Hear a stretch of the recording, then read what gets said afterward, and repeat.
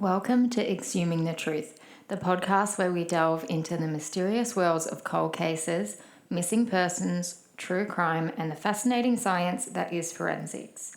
I'm forensic scientist and criminologist Asher Walther, and I am so thrilled to have you with me on this journey as we dance in the shadows of the world of crime, shining a light on scientific discovery while becoming another voice for those who need it most.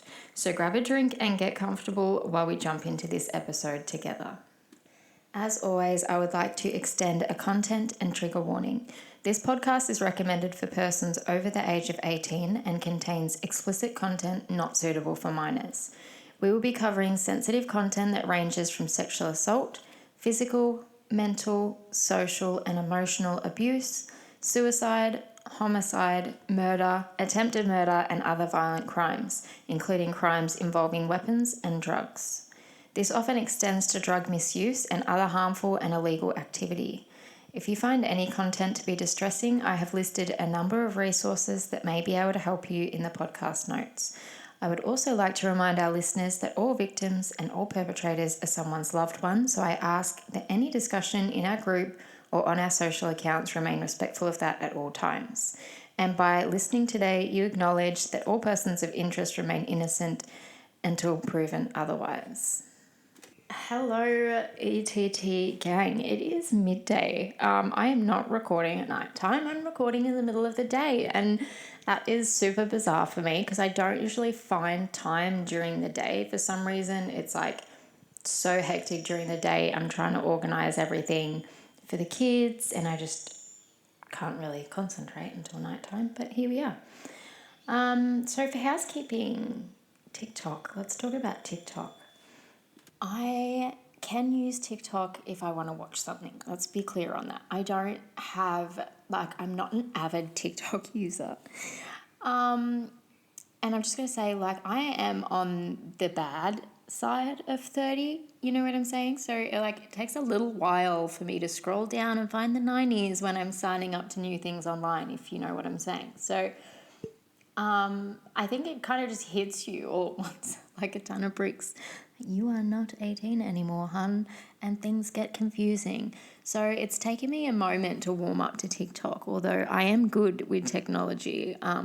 It's awfully chaotic over there, but I am trying to post as much as I can on there about what cases and what's coming up and things like that. So just bear with me, okay? This is also a bit of a test run. I'm hoping there's not too much reverb because I'm in the lounge room and my lounge room's quite big and it tends to echo. So hopefully that doesn't happen. So I'll apologise in advance. So anyway, TikTok, that's what's happening. So you can find us on there under the same name, Exhuming the Truth. What else is happening? My mum's moving in. I am so excited. I know she's probably dreading it, but she's moving in for a few months, which is so exciting. I love my mum so much. She's my best friend ever, and I annoy her so much, and I call her every day, and just what else could she be doing except talking to me, you know? I am the youngest child, probably the most annoying one, but I rely on her for a lot, and she's also really great for body doubling. Fellow neurospicy people know what I'm saying. When you're trying to do something and you just can't get it done unless someone's sitting there with you. Yeah, I always call her and I'm like, can you come over so I can clean my cupboard? And she thinks, why did I come here? But now she can't think anything because she's going to be living in my spare room and I'm so excited. That's just for a few months. So that's what's happening. And also, randomly, I got these new socks. Nothing special. They're not, they're not ankle socks. They're not sockets. They're normal socks. And they're just white with a little bit of black on them. And it's taken me a little while, okay? They came in a pack of 3. This is just the most stupid story of all time. But they have, one sock has an L and one has an R, right? So it's this is for your left foot and this is for your right. And I was wearing them the other day and I was like to my partner, hey, do you like my new socks? And he's like, what do you mean? They're just white socks. And I was like, yeah, but they have an L and an R, so I know which one goes on which foot. And then it never crossed my mind until he said, he's like, but they're socks, so they can go on either foot. So yeah, Whoever was in charge of the marketing campaign on those socks deserves a raise because it worked on me. But yeah, stupid random story. But anyway, that's what's happening. So today, actually, it's also winter. It's June. Happy June. It's officially winter. I hate winter, but I do love it for the fact that the farmers get a bit of rain and also hay, obviously, because I'm a horsey gal. But I have been chipping away back here on a few business things. I will chat about them another time, I think. Maybe do like a business update episode so that I don't bore everybody. But as you know, the podcast is on YouTube, just as audio right now. I've got to work out videoing and all that sort of stuff.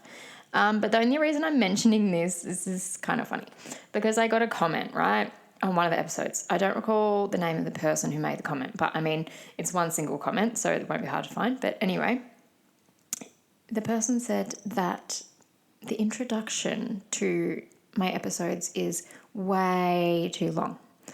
And I wanted to say this, I actually completely agree, and I don't want to be boring, but I have to do like a content and trigger warning. It's a legal requirement. I have to do it in each episode because obviously it's the right thing to do, for one, and it's a legal reason, for two. And three, like everybody's safety and well-being is like the top of my list. So with that being said, like I feel your pain, whoever that was. And my only advice is if you are not new here and you're sick of listening to the content warning and my introduction and all of that, you can always just skip ahead a little and save yourself the bore. But yeah, that was amusing. I got an email about that. But that's my only practical solution to that problem. But today we are doing a trial recap. And a bit of an update on a highly requested story, which is the mushroom murders or the mushroom chef or whatever you shall refer to it as. Erin Patterson, who invited her family members, well, her ex-in-laws over for lunch and they died, bar one person. So that's what we're going to go into. I actually had written up, like I was so happy with all of the stuff and the details I wrote down for this case. And then my Mac didn't update and didn't save my most recent 2 documents that I had not yet saved. And that was one of them. So I had to redo it. So I feel like I'm missing something that I don't know what yet, but hopefully I'm not. If I am, I apologize, but I have done my best to redo. So let's get into it and stop boring everybody with our introductions. So the case of Erin Patterson, it's a high-profile legal proceeding in Victoria as we speak, which involves allegations of intentional poisoning. Intentional. I nearly said international. It's not international. It is definitely local. Intentional poisoning through a meal containing death cap mushrooms. If she is convicted, you guys, she will face life imprisonment for the murder charges and then up to 25 years for the attempted murder charge, which is obviously against the gentleman who survived. But let's have a little bit of background, shall we? In the quiet little town of Leongatha in Victoria, a family lunch turned fatal on July the 29th, 2023. Erin Patterson, the accused, who is a 50-year-old mother, hosted a lunch that led to the deaths of her former in-laws, Don and Gail Patterson, both aged 70, as well as Gail's sister, Heather Wilkinson, aged 66. Heather's husband, Ian Wilkinson, was the sole survivor after a prolonged hospital stay and a liver transplant, which saved his life. The dish in question, you ask? Well, that's your beef Wellington, allegedly containing lethal death cap mushrooms. Sounds gross, but okay, let's analyse. Now, Erin Patterson stands trial facing 3 counts of murder and 1 count of attempted murder. This case, unsurprisingly, has captivated the nation, raising questions about intent, deception, and the deadly potential of foraged foods. Let me take you to the court. The Supreme Court of Victoria. It's held at the Latrobe Valley Law Courts in Morwell, and can I tell you, it's chaos, people trying to get in that courtroom. The trial commenced on the 29th of April with Justice Christopher William Beale as the presiding judge. The prosecution is led by Crown Prosecutor Nanette Rogers, SC, and the defence is represented by Colin Mandy, SC. So SC is just an abbreviation for Senior Counsel, if you were wondering. So the jury, So 15 jurors were selected and started to begin with, 10 men, 5 women. As it's understood, one had to leave and was dismissed from the court for allegedly potentially discussing the case with family and friends. So if you didn't know, in Victoria, okay, they have a system where all evidence and closing arguments and all of that is presented. And then after that, the court randomly selects 2 jurors to get rid of, for lack of a better term, so that they always ultimately have 12 jurors deliberating on the case. It's like a safety net, or the extras, the extra 2 are a safety net per se, in case anything else goes wrong and they lose any other jurors, like the first issue of discussing outside the courtroom or anything like that. So they always want to have that final number at the end. It really just safeguards the number of jurors deciding and makes it even. I know this is a thing in Victoria. I'm unsure about other states, so you'll have to look that one up. But in black and white, we have the state, okay, or also referred to as the Crown. So when I'm saying the Crown, it just means the state. And they're saying that this was an intentional murder. And then we have Erin Patterson as the defence saying, and I quote, "It was a horrible accident." Okay, so that's the argument, plain and simple, clear as day. So testifying in this courtroom, we have a couple of experts. We have a DNA analyst. We have mycologist, which is a fancy name for a mushroom specialist. Yes, I said it, a mushroom specialist. We have a toxicologist and so forth. So in terms of evidence, the main pieces of evidence in question, okay, are the food dehydrator, digital traces, which is all mobile phone usage, data, search engine information, etc. And then we also have other message exchanges and interactions on file, which are basically being used to highlight the hostile family situation between Erin Patterson and her ex-in-laws. So like I said, the trial commenced in the Supreme Court, where Patterson pleads not guilty to all 3 counts of murder and not guilty to the 1 count of attempted murder. She asserts that the poison was a tragic accident. She admits that the lunch contained death cap mushrooms, however, claims she did not know that they were poisonous. So that in itself confuses me a tad. But anyway, so when we're chatting about the defence, okay, we are going to talk about Erin Patterson first and foremost, okay, because she testified, and this was coming up. It's been a few weeks, and everyone's like, is she going to testify? And why are people asking that? And obviously it's a case against her, so we would assume she would talk. But the thing is, the defence do not have to call her as a witness. We know now, this deep into the case, that she has been called as a witness. But the reason why they may not call her as a witness is they might think she's a weak witness, and they might also be hesitant to put her up there. Basically, if she's up there and her own team's called her up there, then she's a free agent for the other side. So prosecution are allowed to come in and cross-examine her, and they might have been worried about that. Turns out they're probably not, because they've chucked her up there anyway. So on the stand, she gets up, she goes into her own personal issues, okay? Her struggles with self-esteem, weight gain, spiritual changes, a difficult childbirth, as well as her growing estrangement from the Patterson family. She expressed her regret over private Facebook messages where she vented frustrations about her in-laws. She went on to say that the family dynamics are strained, including issues about child support and several attempts to reconcile with her estranged husband, Simon. This is, of course, all Simon's family, might I add. She denied, it said that she denied faking a cancer diagnosis, but then it said she admitted faking a cancer diagnosis. So I think ultimately she did admit that she faked a cancer diagnosis as a pretense for the lunch, I guess. So she's been like, oh, I've been diagnosed with cancer, can you come over for lunch? Although she cited significant health anxieties stemming from family history and her immense distrust in the medical system. I'm really unsure at this point in time, as it stands. I am actually unsure how all of this background that she's giving, unless she's just giving a general background to her life, which she is, but I'm unsure how her unhappiness with the medical system relates to the actual story itself. I don't know if they're going to go somewhere with that. But the mushroom specialist, the mycologist, testified that you cannot buy death cap mushrooms from supermarkets or Asian grocers, okay? And this counteracts Erin Patterson's testimony, because in her testimony she says, well, the mushrooms used in the beef Wellington were either from an Asian grocer or Woolworths, because that's where I've purchased mushrooms from. And if you don't know what a beef Wellington is, either did I. So I looked it up and it looked absolutely foul. But anyway, it had beef and then pastry and also like a mushroom paste. So that's where the mushroom was, essentially. So she agreed, she being Erin Patterson, agreed that the meal had contained death cap mushrooms, okay?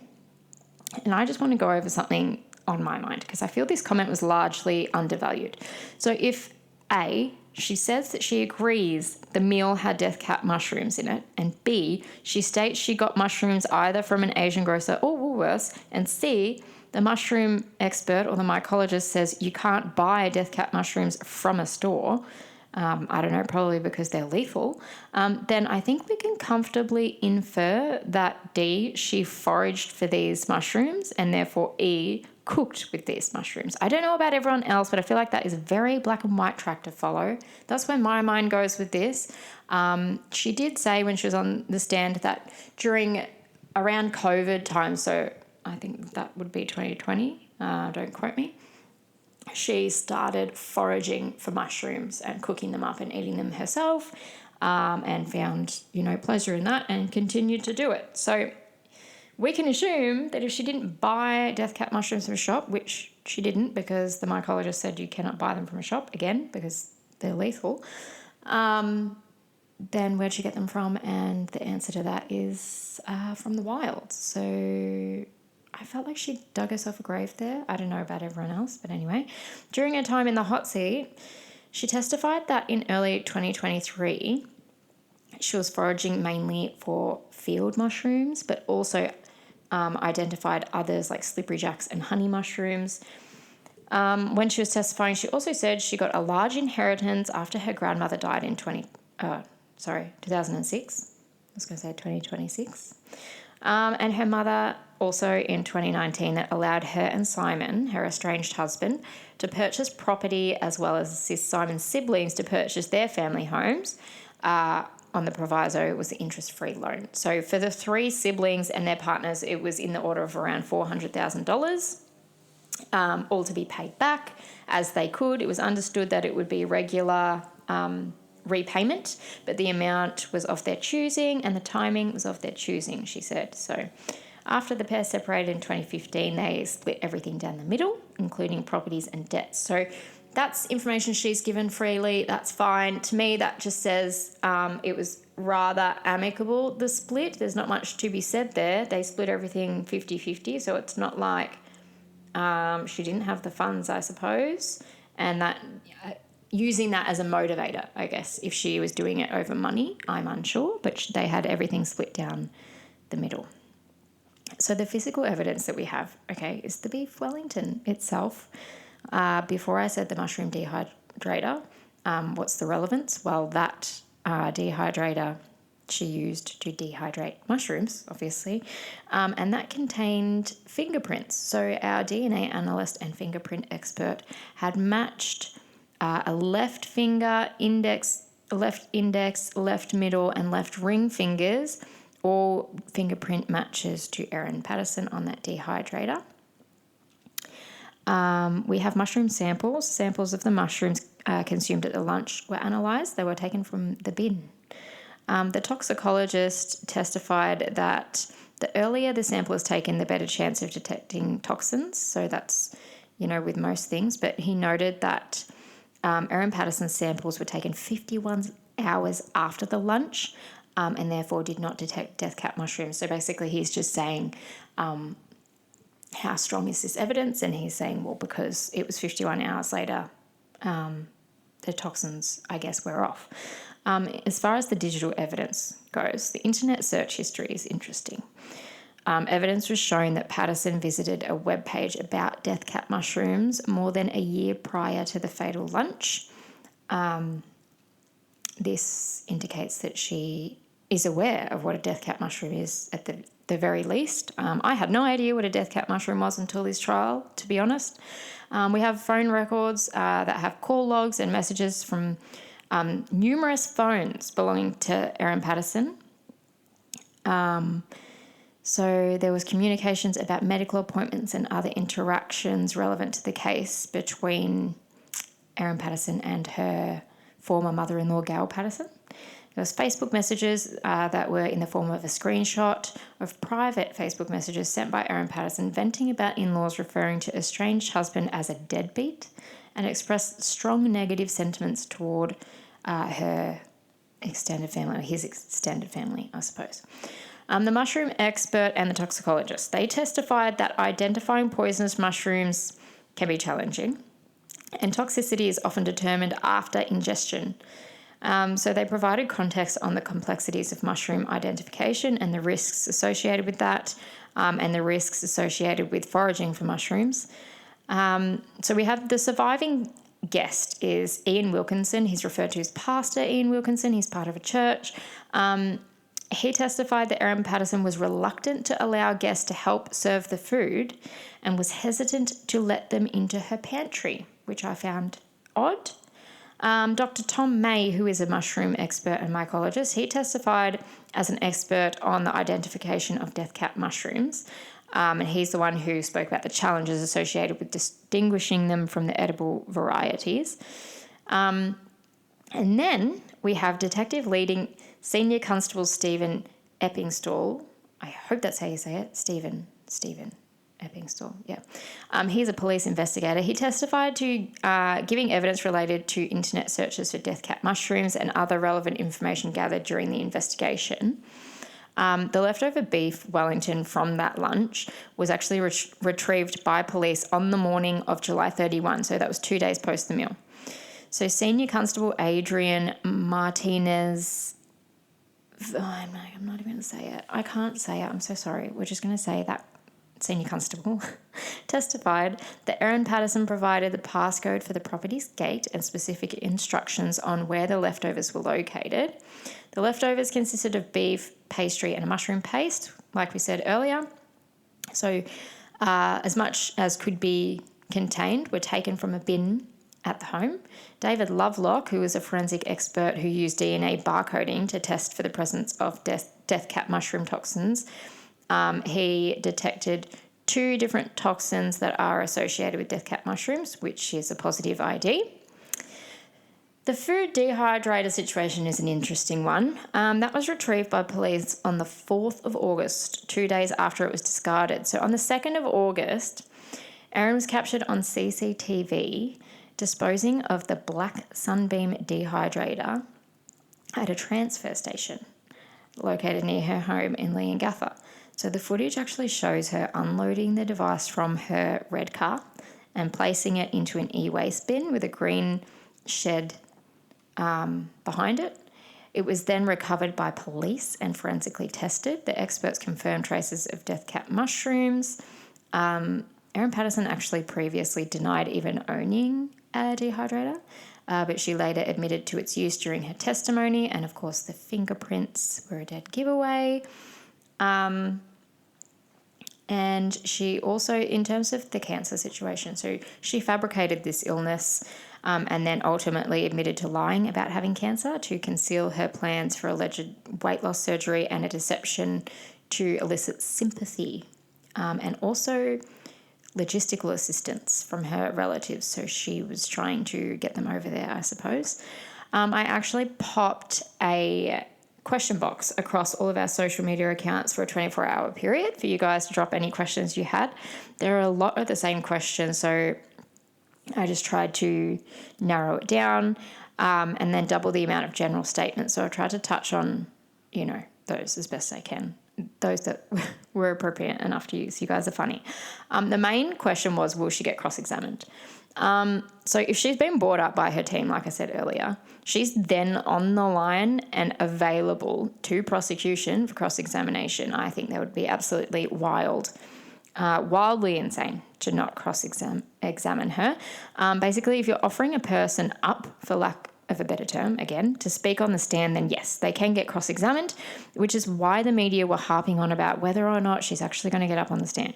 But basically, because if her team were willing to put her on the stand, they know she's more than likely to sit through a cross-exam. I hope this answers your question. I think, we'll be seeing her in cross-examination. I can't wait for that. I'm disappointed that it's not actually live streamed and we're going by like transcripts and recaps, but anyway. Another question that I had, like, in the 20s. 24. 24 of this question. When is she releasing her cookbook? You guys are hilarious. Hopefully never. However, that AI image of her circling around with the chef's hat structured to look like a cookbook, that gave me a good laugh. So if you haven't seen that, look that one up. And then there was basically a lot of statements just saying she's as guilty as, and it's not much of a question obviously, but I also feel the same way, and I'm glad that there's others out there who feel the same way, because I've heard a few people be like, oh, what if, I think she might be not guilty, which sort of stresses me out a little bit. But straight into my opinion, and my opinion is that I have not really followed along since it happened, okay? And purely because I made my mind up on this case and how I felt about it pretty early on. So learning a bit more in the last few weeks and the specific details and other bits and pieces basically only affirm my initial thoughts. As soon as she disposed of the dehydrator on the 2nd of August and they collected it on the 4th, I was just like, like, okay, you're done for. Like, why are you doing that? Attempt to conceal. That's the first thing that came to my head. I'm honestly confused about the big deal they're making about her issues with the birth of her son and her weight gain and things like that. I actually can't understand how that even remotely ties to the lunch, unless they're just trying to, paint a picture of who she is and her experiences. I'm just not sure. But there's obviously a method into the madness there. The lawyers might have something else that they want to talk about. But she also admitted to lying about having cancer, guys. So if that doesn't tell you what you need to know about her character, then I am not sure what else is more of a dead giveaway than that. I don't think there's much to say about the relationship breakdown. There's evidence, and it's obvious that there were issues between her and his parents. She admits in those messages that she just wants to be done with them. I do believe that she coerced them over for that meal, whether that be by saying she had cancer or not. I think she is as guilty as sin. And I think if you're going to admit to foraging for mushrooms, which is not typical, I don't think I know anyone who does that. And I've lived in 2 different states and worked internationally, and I cannot confirm a single person I know who does that. But if you're going to admit to doing that for 3 years prior and having an interest in them for quite some time, that would make you more inclined, one would assume, than the average non-mushroom loving Joe, that death cap mushrooms exist, okay, and that there is a risk in foraging for that reason. Like I said, I had no idea that death cap mushroom was even a thing. She's just... so many things like that does her in, as far as I am looking. But anyway, the experts say you can't just buy them off the shelf for a start. So she foraged for them, and that's obviously how they got in there. And it's just black and white to me. So I'm just mind blown if anybody thinks otherwise. The internet searching history about death cap mushrooms, aside from rendering her guilty, it shows that she had knowledge that these mushrooms at the very least exist. So again, not something that the average person would have knowledge of, the existence of them, and that they could literally kill someone. There's some complex talk about her phone pinging in the areas not far from where... So the mycologist, the mushroom expert, Dr. Tom May, he actually reported seeing death cap mushrooms about 2 months before the lethal lunch in an area not too far from where she lives. And there's complex talks about her phone pinging in the areas not far from where he reported seeing these mushrooms. So I don't know if they're going to harp on that a bit more. I know that they did an extensive log search of her phone pinging, whether that's because of that exact statement or something else, I don't know, but I think that's also a bit of a giveaway. But there's just such a substantial amount of evidence against her that I would be shocked if she got let off on this, to be honest. And the fact that we have Ian Wilkinson as a survivor of this, and he can say that she wasn't happy with us handling the food and helping ourselves and things like that. Well, I haven't even gone into the plates situation, but I'm going to give it a couple more days, if not a week, see how it's going. We can talk about the plates. I know there was different coloured plates and things like that, and I know they spoke to her children. We'll go into that and whatever other updates come along. So that's all for now. I will add a bit more detail into the next one. If there's any other questions, just yell at me. Send me an email, message me on any of the social accounts. I'll put more question boxes up as they come. And yeah, that's all for today. So I hope you have enjoyed it, and I hope you have either learned a thing or two, or discovered something about mushrooms. Don't forage for them. That's my advice. But yeah, have a beautiful day. Thank you so much for joining me this episode. I hope you have enjoyed it here. If so, you can subscribe to stay up to date on new episodes, or you can find us both on Instagram and Facebook, and now TikTok. Please feel free to jump on our Facebook group to join in on the case discussions. You can find the link to our group in our podcast notes. As always, stay curious, stay informed, and until next time, trust your instincts and keep seeking the truth.